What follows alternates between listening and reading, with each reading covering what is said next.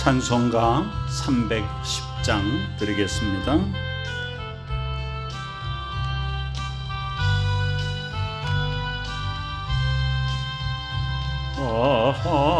하나님의 은혜로 있을 데 없는 참, 왜 구속하여 주는지 난 알 수 없도다. 내가 믿고 또 의지함은 내 모든 형편하시는 주님, 늘 보호해 주실 것을 나는 확실히 아네. 왜 내게 굳센 믿음과 또 복음 주셨소. 내 마음이 항상 편한지 난 알 수 없도다. 내가 믿고 또 의지함은 내 모든 형편하시는 주님, 늘 보호해 주실 것을 나는 확실히 아네.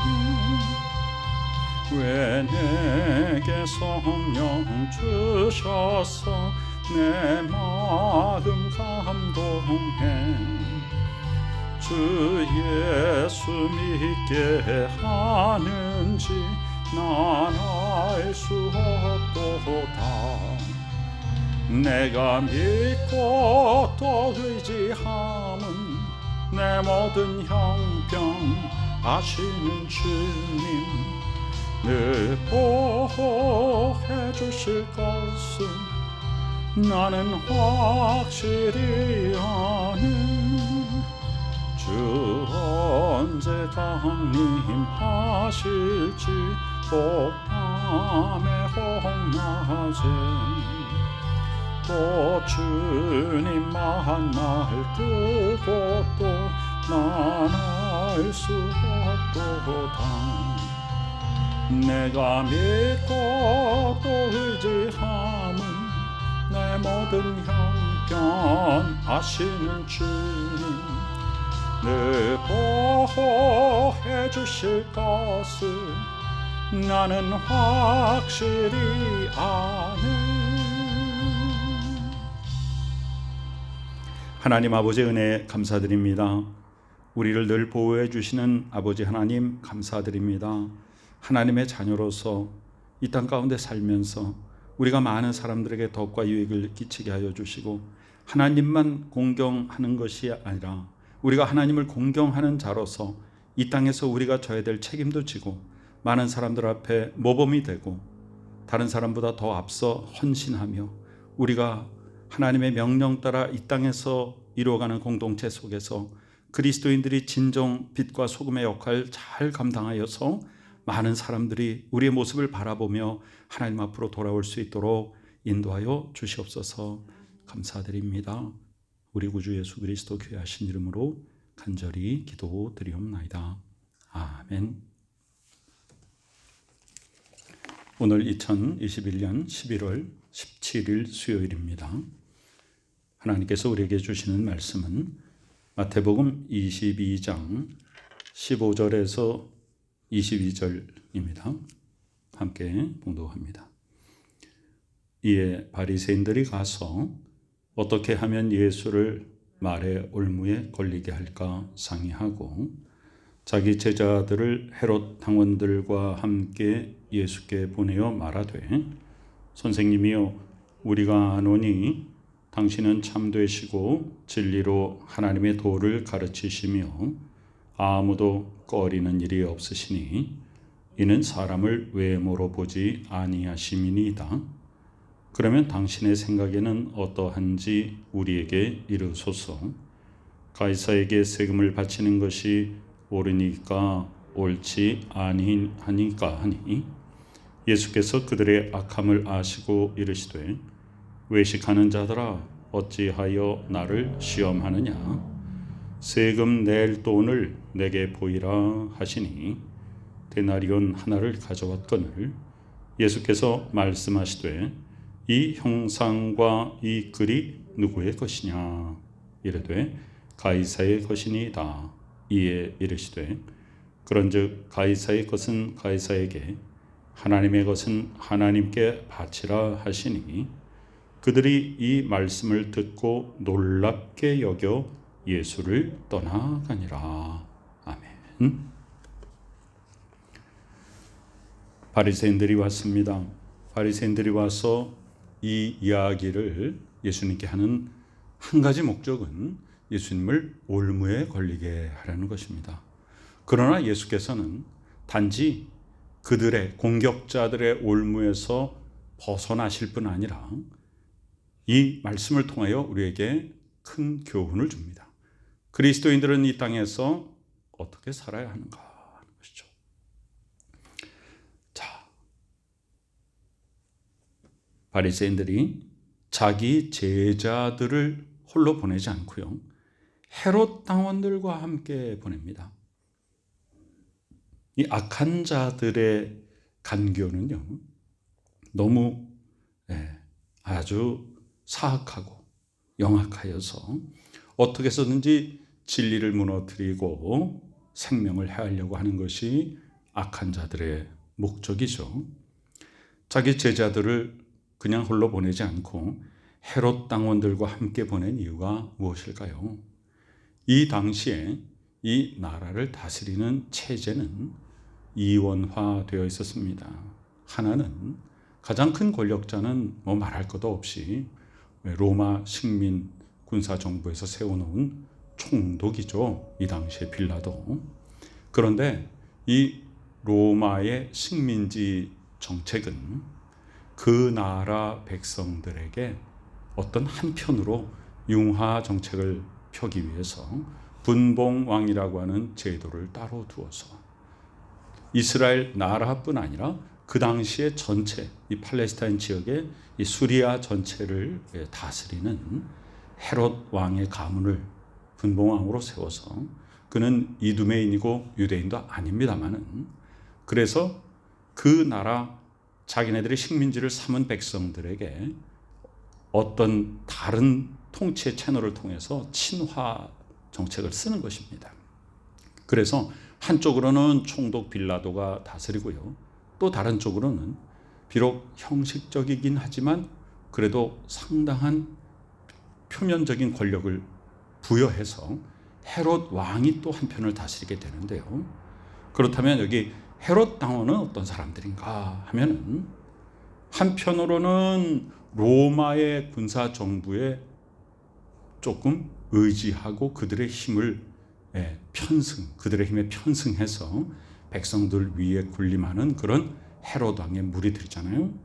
그러면서 또 한쪽으로는 이 나라의 독립을 또 주장하는 그런 중간자적인 입장에 있습니다.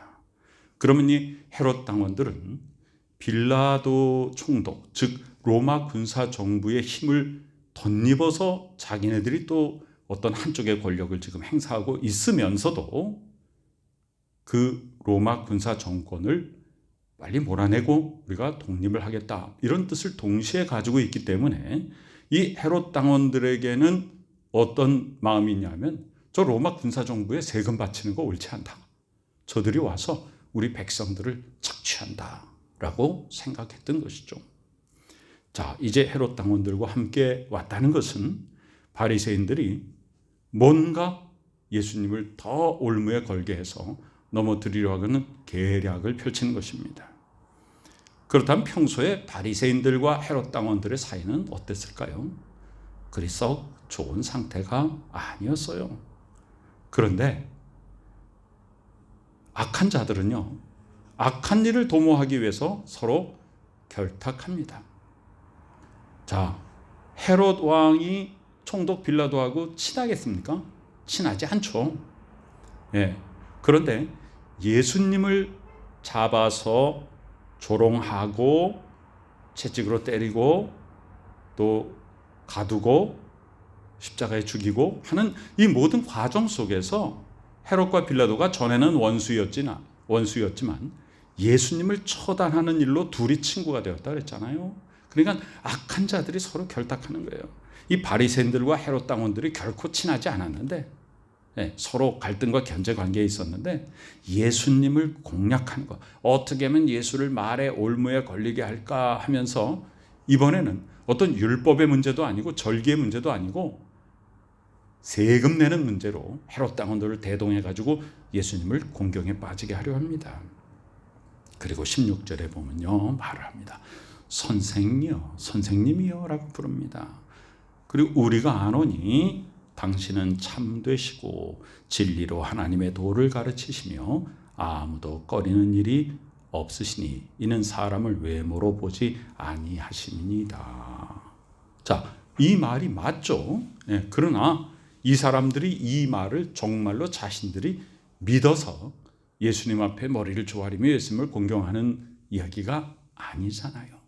예수님을 조롱하고 지금 당신이 참되시다면서, 당신이 진리로 하나님의 도를 가르친다면서, 당신은 아무도 거리끼는 일이 없다면서, 당신은 사람을 외모로 보지 않는 사람이라면서요. 그렇다면 여기에 한번 대답해 보시오 라고 예수님을 지금 올무에 걸어서 넘어뜨리게 하는 것입니다. 그러면 당신의 생각에는 어떠한지 우리에게 이르소서. 가이사가 로마의 황제잖아요.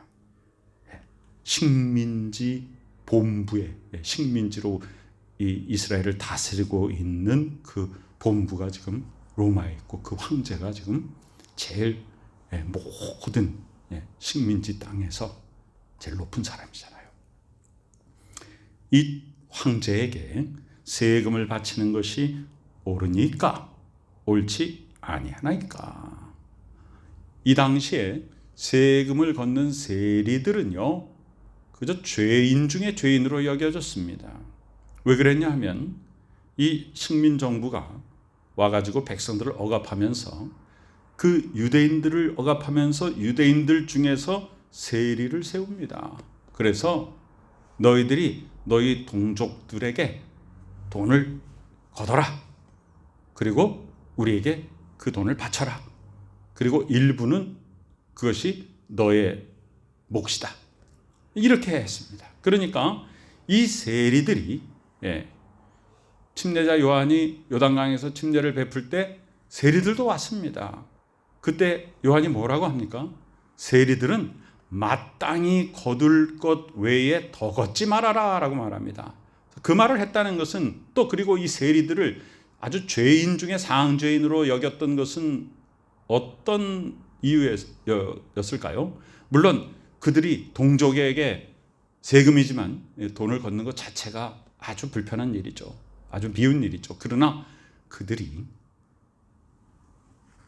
이 식민 정부에서 얼마를 걷어라라고 하는 것보다 더 많이 돈을 내라고 자기 동족들을 막 닥달을 하고 억압을 하고 이 자기네들을 침략하는 군사 정권에 의해서 자기가 어떤 직책을 받았기 때문에 그 힘을 빌어서 동족들을 막 힘들게 했던 것이죠. 그래서 이 세금의 문제는 백성들에게 굉장히 민감한 문제였습니다. 어떤 나라가 우리나라를 침략했을 때 우리가 가장 피해를 보는 부분이 경제적인 부분이 아니겠습니까? 내가 열심히 일했는데 남의 나라 사람들이 와서 우리를 다스리고 다 뺏어가 버린 우리나라도 그런 경험을 수십 년 동안 가지고 있지 않습니까? 그러니까 여기에서 예수님이 세금을 내라라고 하면 당신은 그럼 유대인이 아니요? 당신은 그러면 로마 군사정부가 좋단 말이요? 라고 공격을 받을 것이고, 세금을 내지 않는 게 옳다라고 하면 이 가이사의 통치에 당신이 반대하는 반역자냐? 또 이렇게 몰아붙일 것이니 이리 할 수도 없고 저리 할 수도 없는 것이죠. 자, 복음서에 보면 이러한 일들이 많이 나옵니다. 예수께서 대답을 하십니다. 자, 그들의 악함을 아시고, 여러분 말로 당신은 참되십니다. 예수님 참되십니다. 예수님 진리로 하나님의 도를 가르치십니다. 뭐 이렇게 아무리 얘기를 해도 그 마음속에 악하여서 그것이 진심이 아니라 사람을 떠보는 것이고 도리어 사람을 공격하려고 하는 것이라면 그것은 악함에서 나오는 것이에요. 그러니까 말을 그렇게 한다 그래서 다 마음이 선한 게 아니란 말이에요. 우리는 속지 말아야 됩니다. 그들의 악함을 아시고 이르시되 외식하는 자들아, 겉으로는 거룩거룩하면서 속으로는 죄악이 가득한 자들아, 어찌하여 나를 시험하느냐 하면서 예수님이 아주 최고의 지혜를 발휘하시죠. 세금 낼 돈을 내게 보이라. 그냥 돈을 보이라 하지 않고요, 세금 낼 돈을 내게 보이라. 그 무슨 차이가 있습니까? 이 당시에 로마가 총독을 세워서 이스라엘을 다스리면서 통용했던 돈, 그 중에서도 특별히 로마의 황제에게 세금으로 바칠 돈은 어떤 돈이겠어요? 그건 로마 돈이죠. 로마 돈이 이 당시에 통용이 됐습니다. 그랬더니 데나리온 하나를 가져옵니다. 데나리온이라는 것은 일반 노동자의 하루의 품값에 해당하는 로마의 돈입니다. 그랬더니 예수님이 말씀하셔요. 이 동전에 누구의 형상이 써 있고 여기 누구의 글과 이름이 써 있는가? 그랬더니 이르되 가이사의 것이니이다. 그랬더니 예수님이 가이사의 것은 가이사에게, 하나님의 것은 하나님께 바치라. 자, 여기에서 우리가 좀 알아야 될 정보가 있어요. 예수님께서 예루살렘 성에 입성해서 성전을 정결케 하시고 할 때 거기에 어떤 사람들이 있었어요? 뭐 비둘기 파는 자도 있고 거기에 뭐가 있어서 돈 바꾸는 자들이 있었습니다. 그 돈은 무슨 돈으로 바꾸는 겁니까? 세상에서 통용되던 식민정부의 로마 돈 데나리온을 하나님의 성전에 바칠 이스라엘의 원래 전통적인 돈인 세켈로 바꾸는 겁니다. 그래서 하나님께 바치는 헌금은 로마 돈을 바치지 않고 옛날부터 이스라엘 사람들이 사용하던 세켈을 성전에다 바치는 거예요. 그런데 이 데나리온과 세켈에 정당한 그런 환율을 적용하지 않고 거기에 아주 나쁜 사람들이 책상을 펴고 앉아가지고 돈 바꾸는 일을 하면서 아주 비싸게 세켈을 팔았습니다. 그것을 예수님이 다 뒤집어 엎은 것이죠. 그러면서 예수님 말씀하세요. 세켈을 성전에 바치지 않느냐? 여기 생략된 그 뜻이 있는 거예요. 세켈은 성전에 바치지 않느냐? 하나님의 것은 하나님에게 바치고 이 동전에 있는 형상과 글씨는 누구의 것이냐? 가이사의 것은 가이사에게 바치라. 얼마나 놀랍고 얼마나 지혜로운 것입니까?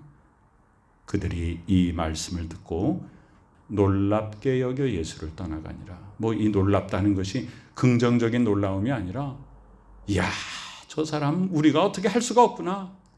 그러면서 속으로 괘씸하다. 어떻게 해야 저자를 무너뜨릴까? 이런 생각을 하면서 더 이상 말할 수가 없어서 떠나갔던 것이죠. 예수님의 이 말씀을 통하여 우리는 어떤 교훈을 얻게 됩니까?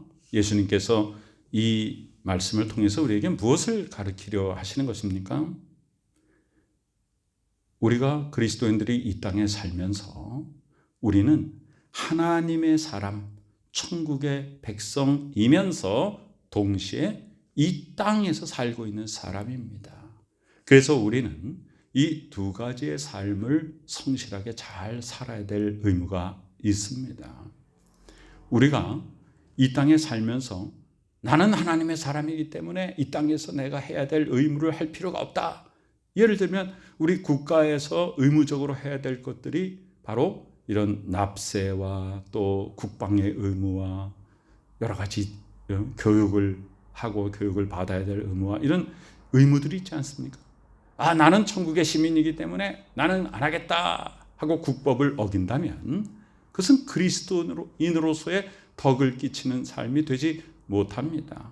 우리가 먼저 솔선수범해서 우리가 먼저 정당하게 벌어들인 수입에 대해서 마땅한 세금을 내야 되는 것이고, 우리가 먼저 국방의 의무와 교육의 의무를 감당해야 되는 것이고, 우리가 먼저 나라의 법을 지키는 데 솔선수범해야 되는 것이고, 그렇기 때문에 그리스도인들은 정직과 성실을 통하여 이 땅에서 하나님의 나라 백성으로서의 본을 보이고 덕과 유익을 끼치는 것입니다. 그것이 바로 그리스도인의 삶인 것입니다. 구원받은 자는 구원받았기 때문에 구원받은 자로서의 삶의 열매가 사랑이 넘치는 그런 드러나 보여지는 삶의 결과로서 우리가 구원받은 자임을 만천에 드러내는 것입니다. 오늘 말씀은 예수 그리스도께서 우리에게 너희들은 세상의 빛이 되어라, 소금이 되어라, 세상에 이 죄악과 어둠이 만연한 이 세상에 어떻게 해서든지 법망을 빠져나가서 피하려고 하는 그것을 우리는 내가 자원해서 먼저 솔선수범하거라, 이렇게 말씀하고 계십니다. 많은 사람들이 돈을 많이 벌고도 어떻게 하면 세금을 덜 낼까 하고 막 이렇게 하는 그런 반면, 우리 그리스도인들은 내가 스스로 신고하고 내가 스스로 세금을 먼저 내고 그런 모습들이 이 세상에 덕과 유익을 끼쳐서 정말 예수 믿는 사람은 다르구나, 저 사람들은 정말 하나님의 자녀가 맞구나, 저 사람들은 천국의 시민이 맞구나, 우리는 이러한 칭송을 세상 사람들로부터 받아야 됩니다. 근데 우리가 만약에 잘못 살면, 교회 다닌다는 사람이, 예수 믿는다는 사람이, 자칭 하나님의 자녀라고 일컫는 사람이, 나는 이미 천국이 내 마음속에 임했다라고 하는 사람이 세상에서 해야 될 성실한 의무를 행하지 못하고 남에게 본이 되지 못하고 정직하지 못하고 그런 모습을 보인다면 어찌 우리가 덕스러운 그리스도인이라 할 수 있겠습니까? 우리는 하나님의 백성의 신분으로서 이 땅에서 살고 있는 사람임을 잊지 마시고, 우리가 나는 하나님만 공경하니까 이걸로 전부 다 세상 일에 나는 의무를 다할 필요가 없다가 아니라, 나는 하나님을 공경하기 때문에 더욱더 내가 먼저 정직하고 성실하게 이 세상 속에서 삶의 본을 보일 때 바로 하나님의 나라가 바로 서고 하나님의 자녀들이 이 땅 가운데서 정의와 진리 가운데 거하며 많은 사람들이 우리가 풍기는 향기를 맡고 하나님 앞으로 돌아오게 될 것입니다. 선을 베풀고 정직을 행하며 성실한 삶의 열매를 통하여 하나님의 자녀의 진정한 권세를 이 땅에 드러내는 복된 주 예수 그리스도의 제자, 하나님의 자녀의 삶을 사는 우리 모두가 되시기를 간절히 축원합니다. 아멘. 아버지 하나님의 은혜에 감사드립니다. 우리는 천국의 시민이요 하나님의 자녀이요 예수 그리스도의 진정한 제자요 성령 충만한 하나님의 구별된 자들임을 고백합니다.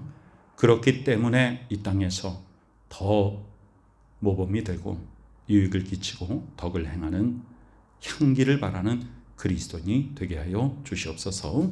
우리의 모습이 바로 하나님의 나라를 아직 믿지 않는 사람들에게 안내하고 소개하고 인도한다는 사실을 잊지 않게 하여 주시고, 우리들의 삶의 열매를 통하여 많은 사람들을 하나님 앞으로 인도하는 저희들이 되게 하여 주시옵소서.